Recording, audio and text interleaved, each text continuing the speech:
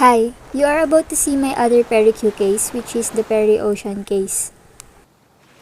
It has an oceanic blue color, black strap, and zippers with 2 instant lock buckles. It contains my 3 shafts, plain Q, and brake Q bot. This is my plain Q, the Perry Marquez Panda from the Marquez series, along with the P20 shaft and medium how tip. The shaft of my jump Q, and my Perry VR1R brake Q.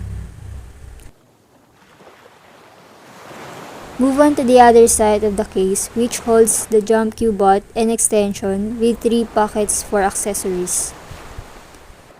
This is my Eagle PBH T1 jump Q.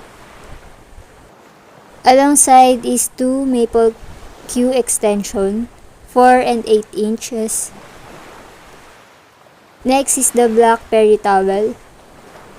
One of the pockets is my Master Wheeler chocks, currently using green.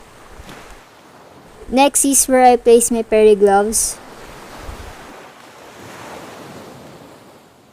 And lastly is the Perry patches. That's all.